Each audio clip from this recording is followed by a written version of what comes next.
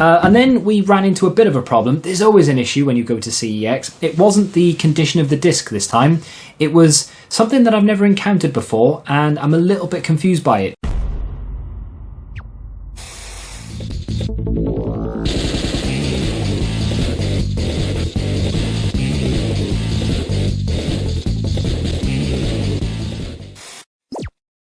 What is going on, guys? Welcome back to the Free Trading Game Collection Challenge, the series where we look to build a video game collection from scratch. We started with nothing and now we've managed to build this. We also have consoles and things that you can't see out of the way. We've started dabbling in collectibles as well, of just a few pops now, but who knows what will happen in the future. If you want to check out the playlist, feel free to do so. There are 50 or so videos on there that show exactly how we managed to accumulate everything. I don't skip anything. I'll show you every single game that we pick up.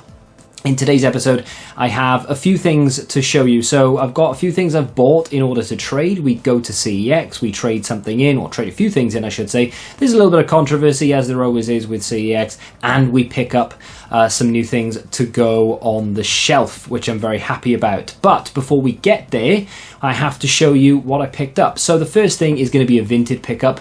£9, 40, 50 odd, something. It was something random. It wasn't 50, it was something random. Plus postage for 3 games. First of which was a game that's actually going to stay in the collection. Red Dead Redemption 2. That's why it's playing in the background. This looks banging. Love the first one. Played it to death. Nearly finished it in one sitting. I got it at launch. I actually worked the midnight launch because I worked in a game store then. Don't know if I mentioned it. Got the game, obviously, went home, played it to death. I had the next day off and played it all day there as well. Didn't sleep, finished it nearly in one go. This came out, didn't have a console at the time, only had PC. And yeah, it was just one of those where it didn't come out on PC as well as the consoles at the same time. Had to wait, and then by then the moment had gone. But looking forward to pick this up, playing this, and I'm glad I've picked this up. Has the map, the manual, 2 discs, which obviously is nice, and yeah, in good condition. Very, very happy with that one. The other 2 games, unfortunately, I don't have to show you. This bit I'm recording again. I've accidentally deleted it. So the one was Assassin's Creed Black Flag, and the other one was Unity, Assassin's Creed Unity. Both of them traded in for, I want to say £11, like not each, obviously, that would have been fantastic, but I think we got £11 for both of those, which is fine. Then we come to a charity shop pickup. So this charity shop is normally really bad, but lately they've actually turned into a pretty good one. It's just hit and miss when it comes to charity shops. Never know what you're going to get, but they had games. 2 games for £2.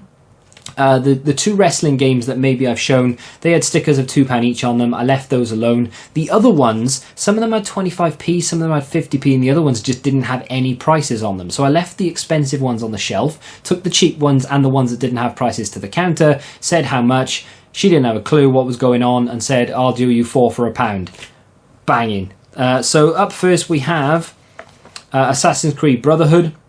That was one of the ones that had 25 pence on it. That was the tactic, by the way. That had 25p. Another one had 50p. The other 2 didn't have prices. Take those both up and hope that that person that you've been served by didn't price the other 2 and didn't price them in general. Because obviously if they did, then they've priced them at £2. They're going to charge you a little bit more. She saw 50p, 25p and just slapped 25 pence each on the others and then reduced one of them. So that one only trades in for a penny. We're going to keep it. I want to collect all the Assassin's Creed games. I know I've just traded 2 of them in. However, I do want to collect them. And I just feel like they are fairly common to the point where we can pick them up at any point, really. That's going to go into the collection mainly because it doesn't trade in for anything. Up next, another game that doesn't trade really is Legends of Wrestling on the PS2. I like a wrestling game.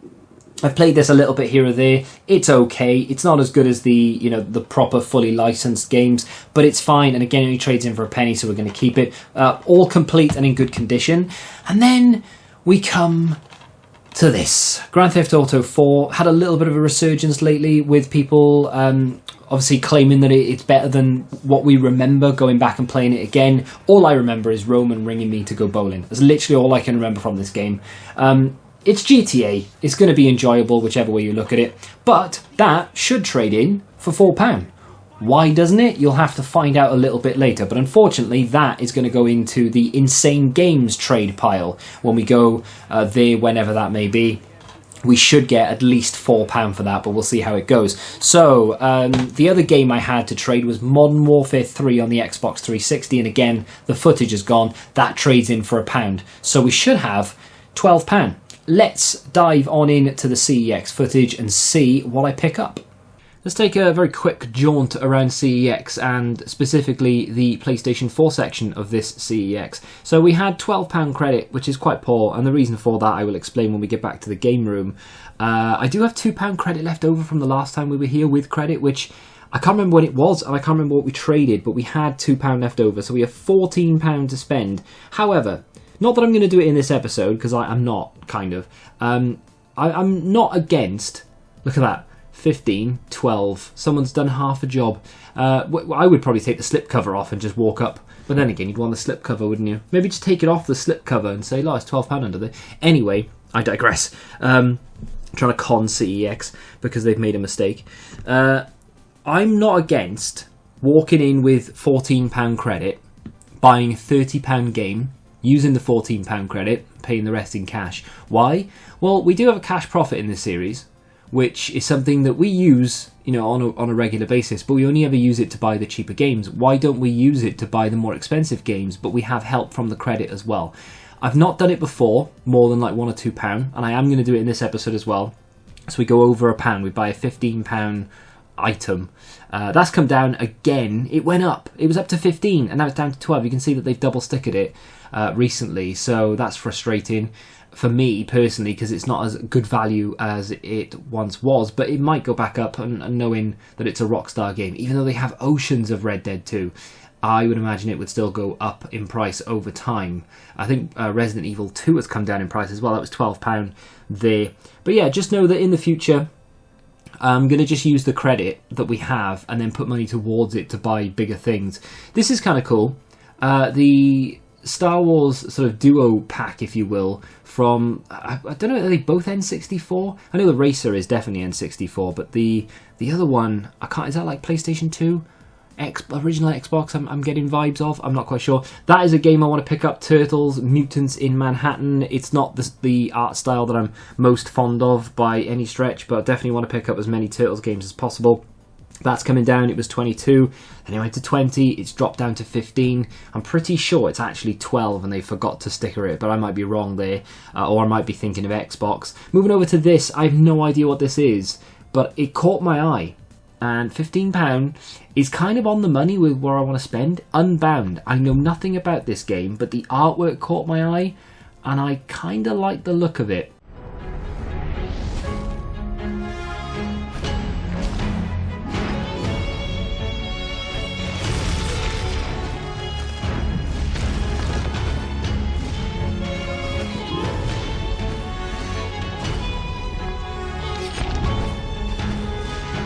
Back from my travels, as you saw, a few games there that I was maybe tempted to possibly pick up.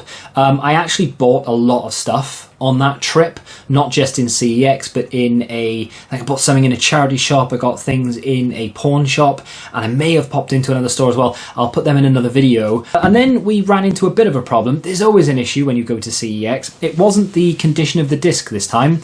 It was something that I've never encountered before, and I'm a little bit confused by it. So, Grand Theft Auto 4 wouldn't trade in. Why? Is it because the disc is in poor condition? No, the disc was fine. The disc is actually in very good condition for a Grand Theft Auto game. There's a very few to no scratches on that at all. So why couldn't they take it? It's a classics, and that's the reason he gave. It's been discontinued apparently. Obviously, they don't make it anymore. But no, apparently they don't take classics of this version of the game in anymore. I don't know why, but that's £4 credit that we didn't get. So that will, I would say, go into the collection. It's going to go into the collection, kind of. It's going to go on the shelf. I'm not going to add it to the total value of the collection, because that will get traded into Insane Games, who I'm sure will be far more accommodating than the just how, like, you go to CEX, right? And you have to brace yourself for the worst possible outcome every time, even if you are convinced every single game is perfect. They'll take it. There's going to be no problems. you have to assume there will be a problem. The other game, of course, that is playing in the background is Red Dead Redemption 2. That has dropped back down again. It went up to £15 to buy, 10 to trade, literally 2 days ago. And then it's come back down already. It's now 12.8 to trade. Maybe people are waiting to trade them in. This is 2 discs, manual, and the map is in there as well. So, to be honest, if we were ever going to keep it, now's the time. So that will go into the collection, and I will keep it, and we'll play it. So that means I had £12 to spend. Brilliant. To be fair, like I said, I went into this blind, didn't really know what I was buying. We had £2 left over from a long time ago. I should have taken a picture. Maybe I did.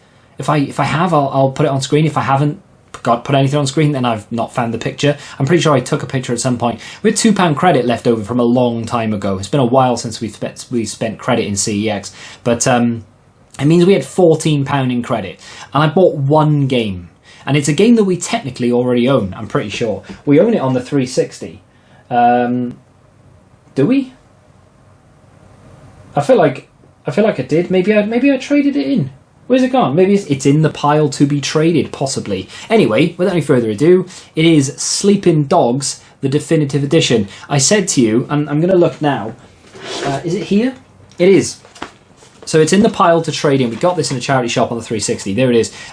Classics. So it's obviously been discontinued. I can't trade it into CEX. That is going to go into Insane Games at some point, along with the other 3 that we have from that charity shop run. But that game, £15, which means we have spent £1 on it. £15 on that game, I think, is a good deal. So we have no manual, unfortunately. The receipt from what we've bought, which I'm going to cover up actually, because there's a lot of things on there that I don't need to see. And then there's the disc. And I say don't need to see, it's because they're going to be in a later video. I got a lot of games from CEX, and you've just watched an ad behind me. So yeah, that game, it's one of those, it's brutal, it's like GTA, but it's nothing like GTA. You're an undercover cop, you've got to try and infiltrate the triads. It's just a really, really good game, and it's one of those that a lot of people will say is underrated, which it is, and not enough people talk about it, but I feel like if you've played it, you know how good this game is. And if you haven't played it, maybe you know how good it is, but you still haven't got around to playing it yet. I highly recommend this to anyone who enjoys open world games and just enjoys games in general, because you will have a lot of fun there. So we're adding that to the collection. We're popping that in as well. That will go in the pile to trade. We'll go to Insane Games at some point. Building up a decent little amount of trade there.